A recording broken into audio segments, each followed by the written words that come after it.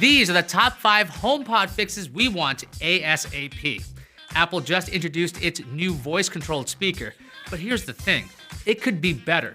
Here's what Apple could do right now to enhance the HomePod. By the way, we're focusing on software changes, which means this stuff could be addressable immediately. Let's get to it. At number 5 is Apple TV control. So remember how you can search for things using your voice with the newest Apple TV? Well, you can't use your HomePod to directly access your Apple TV.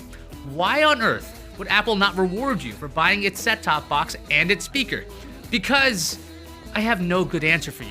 If you want to search for things on your Apple TV with your voice, you better grab your Siri remote. Number 4, open up the setup process. Spoiler, get used to the phrase open up in this top 5. Want an Apple HomePod? Guess what? You cannot even set it up unless you have an iOS device. Look at the system requirements. iPhone 5S or later, iPad Pro, iPad 5th generation, iPad Air or later, iPad Mini 2 or later, or iPod Touch 6th generation. This is a requirement, not optional. Do you have an Android device with Apple Music? Well, forget about setting up an Apple HomePod unless you've got an iOS device running 11.2.5 or later somewhere else. Coming in at number 3, open up Bluetooth. The Apple HomePod has Bluetooth 5.0, which means a longer range and it's faster at transferring data than previous versions of Bluetooth. That's great! You can use your Apple HomePod as a Bluetooth speaker from further away, right? No. While there is Bluetooth hardware in the HomePod, its function is to talk to iOS devices only.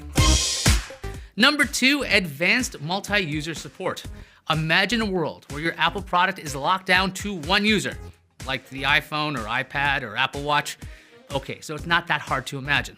The HomePod does allow anyone to ask Siri a question, but the speaker does not support voice training, meaning it does not know the difference between two voices. Google and Amazon both let you get customized responses based on your voice, which makes the investment in a smart speaker a little easier to handle. Before we get to number 1, let's talk about some hardware changes to the HomePod that could be useful in the future. Apple's embraced wireless charging. It could be nice if the HomePod itself served as a wireless charger for an Apple Watch, AirPods, or an iPhone. Also, the HomePod has a non-removable power cable. That means the HomePod can never have a simple battery accessory that makes it more portable. Lastly, how about a 3.5mm input jack so you can attach other devices to the HomePod easily? I'm laughing because that's never gonna happen. Coming in at number 1 is opening up music choices. Apple has been positioning the HomePod primarily as a great sounding speaker for people who love music and a smart speaker second.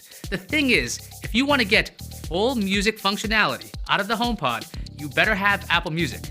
I'm not making this up. That's Apple's language in its system requirements for the HomePod. Google and Amazon both allow you to change your default music service if you want.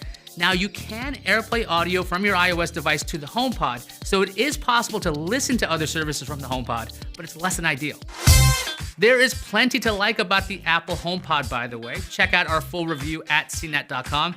Big thanks to Megan Wollerton for her help on this top 5. Are you guys gonna pick up a HomePod? Let us know.